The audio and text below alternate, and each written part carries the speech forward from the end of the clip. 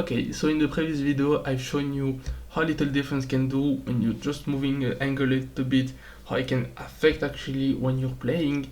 So now I'm going to show you the best practices to do when you're creating a model. So now first you have to set up your camera, so you can do half body, all body, whatever you want. So,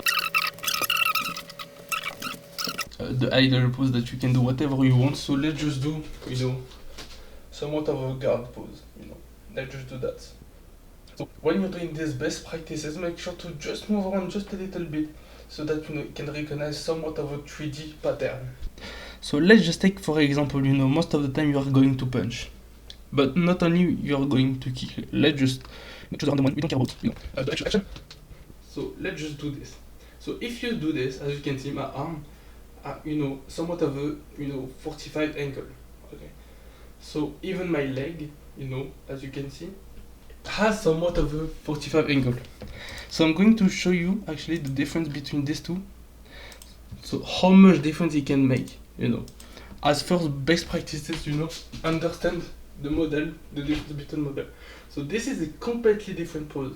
So if I do this, even if my leg, is the same height, So these two are completely different because as you can see, the angle is completely different. Okay, so as you can see, you understand this one and this one. So if I do this, but if I come back, you see the difference, So as a best practice is the position, first the position where you set up yourself, but the position of your angle. For example, this angle is completely different, you understand it. You understand this one, I can even do that, you understand it, right? But this one and this one is completely different.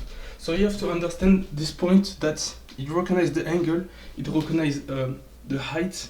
Okay, so now I'm going to show you the difference in variance, how much it can change. So for example, the variance is actually just moving a little bit, not too much. Okay, so now we are going to do this one, but this one is going to be just a little bit different. So now I'm going to just do this. So now let's just test it out to see the difference between these two. Okay. So now as you can see, he understands it way better than before. But if I still do this, it doesn't understand it. But if I come back to this, somewhat of a way, he understands it. Okay. But this is not what we are trying to do.